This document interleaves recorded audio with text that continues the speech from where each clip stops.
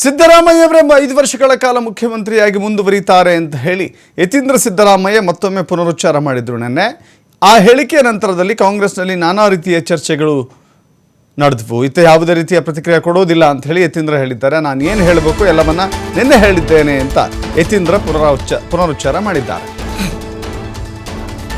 ಏನು ಹೇಳಬೇಕಾಗಿತ್ತು ಅದನ್ನು ನಾನು ಹೇಳಿದ್ದೇನೆ, ಮತ್ತೆ ಅದನ್ನೇ ಹೇಳುವಂತ ಅವಶ್ಯಕತೆ ಇಲ್ಲ. ಯಾರು ಏನು ಬೇಕಾದರೂ ಹೇಳಿಕೊಳ್ಳಲಿ, CLP ಸಭೆಯಲ್ಲಿ ಪ್ರಸ್ತಾಪ ಮಾಡೋದಾದ್ರೆ ಮಾಡಲಿ. ಬೆಳಗಾವಿಯಲ್ಲಿ ಯತೀಂದ್ರ ಸಿದ್ದರಾಮಯ್ಯ ತಮ್ಮ ಹೇಳಿಕೆಗೆ ಬದ್ಧರಾಗಿ ಮತ್ತೊಮ್ಮೆ ಪುನರುಚ್ಚಾರ ಮಾಡಿದ್ದಾರೆ.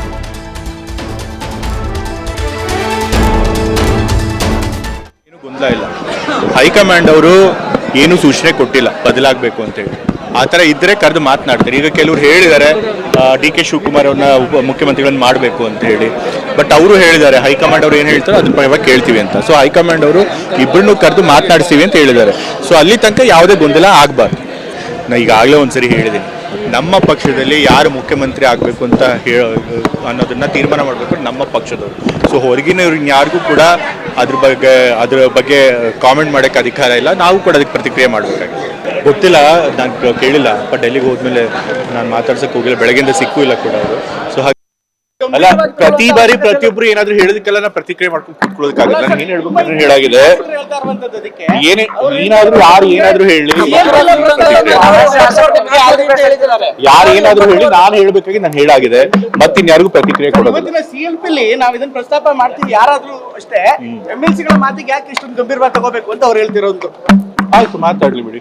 ಅದಕ್ಕೆ ತಾವು ಇದನ್ನ ಯಾವ ರೀತಿ ನೋಡಿ? ಹೇಳಿದ್ನಲ್ಲ, ಏನ್ ಹೇಳ್ಬೇಕಾಗಿದೆ ಅದು ಹೇಳಾಗಿದೆ. ನಾ ಮತ್ತೆ ಯಾವುದಕ್ಕೂ ಪ್ರತಿಕ್ರಿಯೆ ಮಾಡೋದಿಲ್ಲ.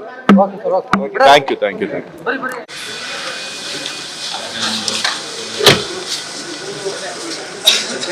ಅಲ್ಲ, ಪ್ರತಿ ಬಾರಿ ಪ್ರತಿಯೊಬ್ರು ಏನಾದ್ರು ಹೇಳೋದಕ್ಕೆಲ್ಲ ನಾ ಪ್ರತಿಕ್ರಿಯೆ ಮಾಡ್ಕೊಂಡು ಕೂತ್ಕೊಳ್ಳೋದಕ್ಕಾಗಲ್ಲ. ನಾನು ಏನ್ ಹೇಳ್ಬೇಕು ಅಂತ ಹೇಳಾಗಿದೆ. ಏನಾದ್ರು ಯಾರು ಏನಾದ್ರು ಹೇಳಿ, ಯಾರು ಏನಾದ್ರು ಹೇಳಿ, ನಾನು ಹೇಳ್ಬೇಕಾಗಿ ನಾನು ಹೇಳಾಗಿದೆ. ಮತ್ತಿನ್ಯಾರಿಗೂ ಪ್ರತಿಕ್ರಿಯೆ ಕೊಡೋದಿಲ್ಲ. CLP ನಾವು ಇದನ್ನ ಪ್ರಸ್ತಾಪ ಮಾಡ್ತೀವಿ, ಯಾರಾದ್ರೂ ಅಷ್ಟೇ MLC ಗಳ ಮಾತಿಗೆ ಯಾಕೆ ಇಷ್ಟೊಂದು ಗಂಭೀರವಾಗಿ ತಗೋಬೇಕು ಅಂತ ಅವ್ರು ಹೇಳ್ತಿರೋದು. ಆಯ್ತು, ಮಾತಾಡ್ಲಿ ಬಿಡಿ. ಅದಕ್ಕೆ ತಾವು ಇದನ್ನ ಯಾವ ರೀತಿ ನೋಡಿ? ನಾ ಹೇಳಿದ್ನಲ್ಲ, ಏನ್ ಹೇಳ್ಬೇಕಾಗಿದೆ ಅದು ಹೇಳಾಗಿದೆ. ನಾ ಮತ್ತೆ ಯಾವುದಕ್ಕೂ ಪ್ರತಿಕ್ರಿಯೆ ಮಾಡೋದಿಲ್ಲ. Thank you.